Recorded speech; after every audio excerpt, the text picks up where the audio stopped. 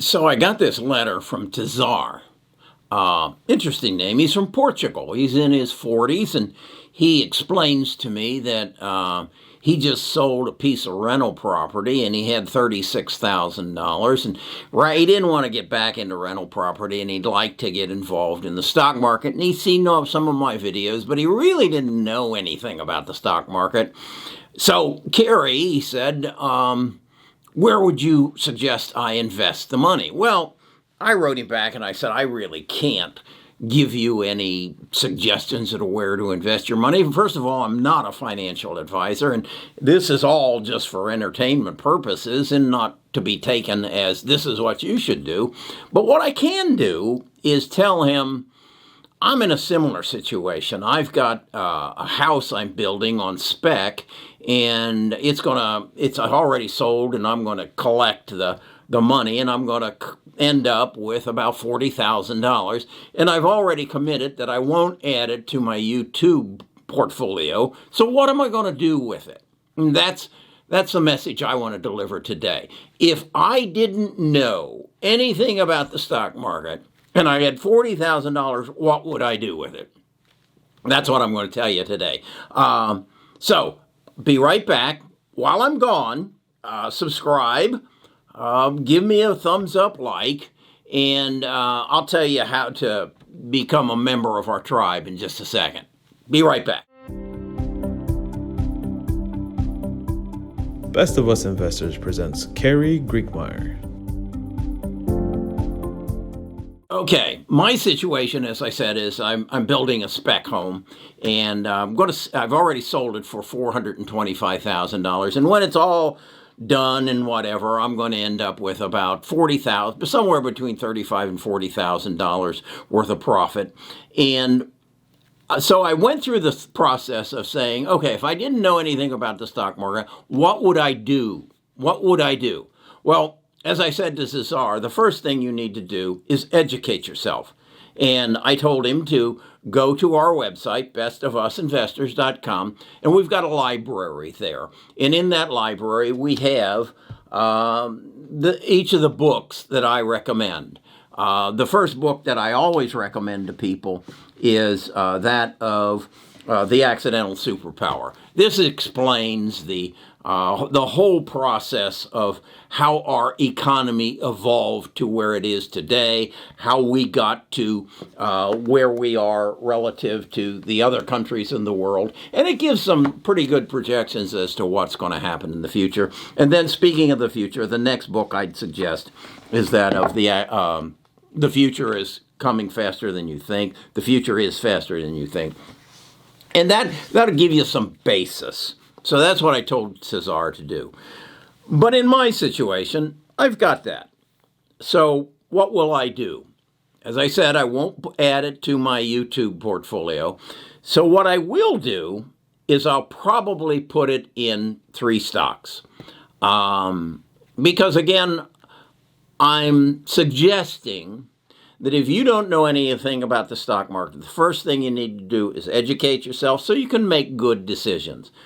I'd put it in Amazon because I believe Amazon is a Goliath and will continue to be a Goliath. I'm not worried that Jeff is leaving the day-to-day operations of Amazon onto someone else. He actually has turned it over to the guy who put together and pretty much has run Amazon Web Services. That's where really the money of the future is for Amazon and for everybody, actually, because the gold of the world is data. It is not gold, it is not oil, it is not silver or platinum or Bitcoin. The gold of the world, what is going to make people stinking rich in the future, is data. I just did a video on my projections for Tesla.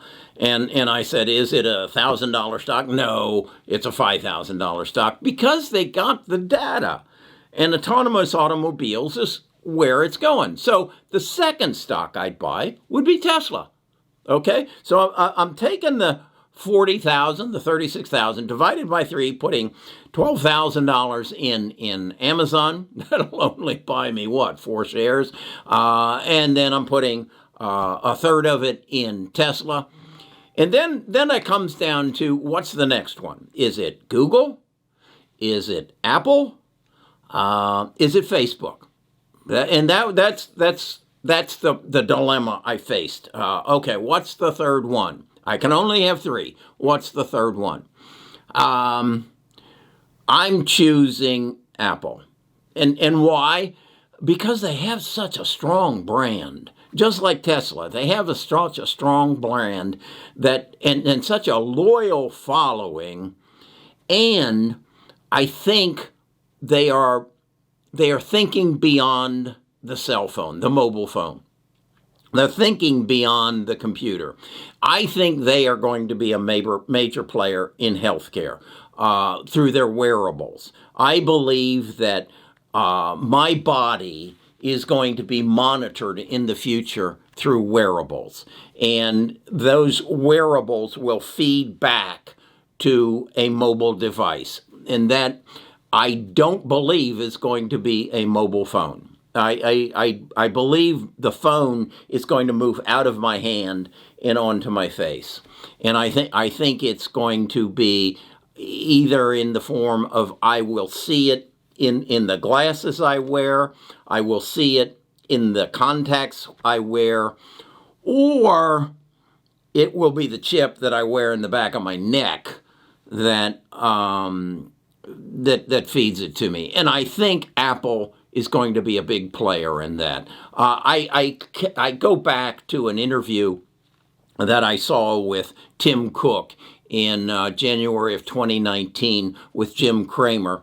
And Tim said, Jim, I'll ask you a question.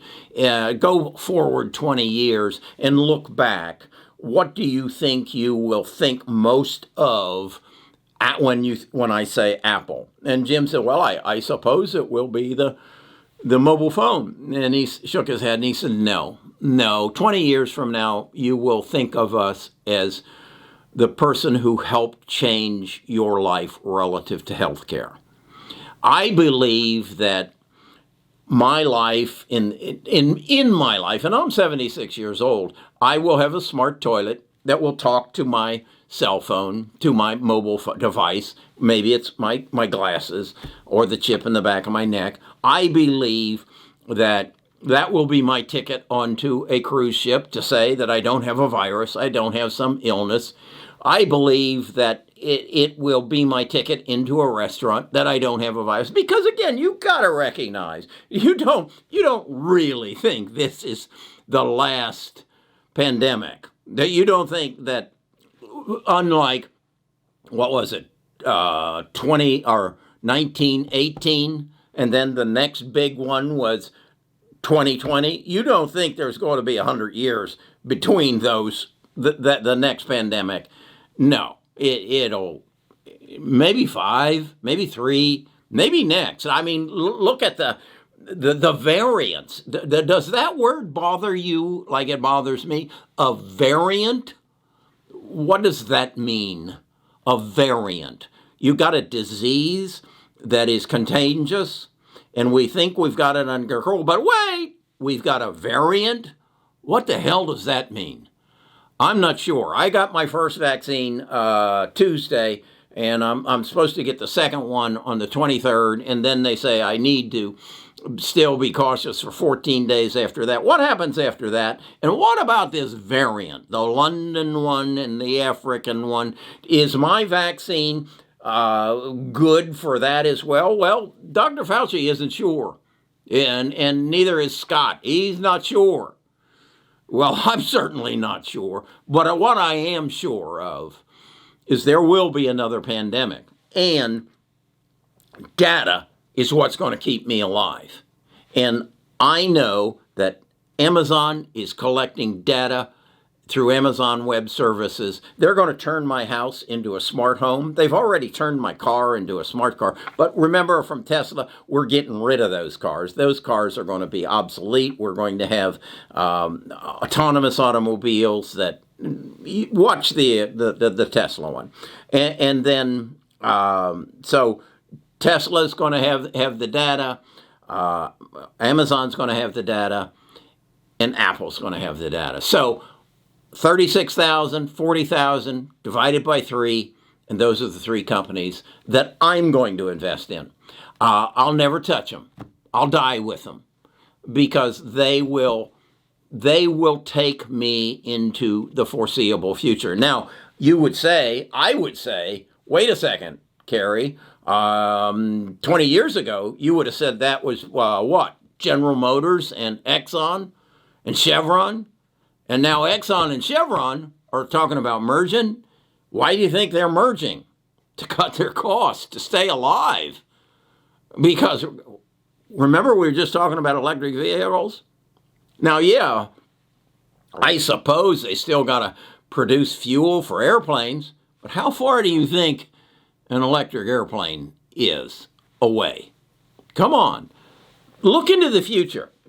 Again, buy this book. You can find it in the description or come to bestofusinvestors.com and you'll find in the library all the books that I read that I think give me a window into the world so I can look and say what's going to happen in the future and then do research and say who's in the position to make that possible, and that's who I want to invest in. Again, in my other portfolio, I look for exponential growth. With this 30 and 36 or $40,000, I'm just going with three stocks. And so I'm not a financial advisor. I don't know your financial situation, your family situation. I don't know if you have life insurance. I don't know. So I can't give you advice. I'm just telling you what I'm going to do with the $36,000 to $40,000 that I'm going to collect in the next 60 days. Apple, Tesla, and Apple. No, Amazon, Tesla, and Apple. Sorry about that. Okay. I think we've got a wonderful year in front of us. Is there going to be a crash? No. Again, why? Why isn't there going to be a crash, Gary? Because they're going to keep printing money. As I've told you before, they're going to print another just shy of $1 trillion. It's going to fall out of the sky. It's going to come. What am I going to do with it? I'm going to spend it. Okay, and then the next guy's going to spend it, and the next guy's going to spend it. But eventually it's going to hit somebody's pocket, and they're not going to spend it. What are they going to do with it? They're going to invest in Amazon, Tesla, and Apple. So their price will go up. More money, fewer shares. Apple has already said they're buying shares back. What does that mean? If they buy shares back, there's fewer shares. So if there's fewer shares and there's more money, what happens? The price goes up. It's not that difficult. So, let's see if I get it right this time. Amazon, Tesla, and Apple. That's where my 40,000 is going. All right. This is Best of Us Investors. I'm Carrie Grinkmeyer. I'm a retired financial advisor. I sold my financial planning practice back in 2005. I was one of the largest financial advisors within the Ameriprise system at that time. I do not invest like I did my clients' money because I had to diversify them. I had to protect them from the inevitable, a crash, a pullback, a bubble. I had to protect them. I didn't have the time to read. I was out collecting assets. I was managing other people's money. I wasn't educating myself. Now I read at least one book a month. And I do that so I can invest my money better. Last year I had a 61% return on my money. Doing better thus far this year. But again, this is just the 1st of February.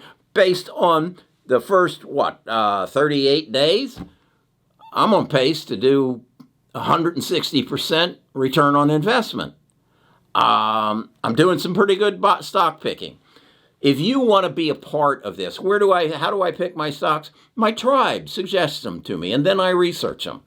If they say, hey, I became aware of this stock, one of them was SAS, I believe it was, a small company, $1.55 company, who is coming up with some, possibly a cure for Alzheimer's.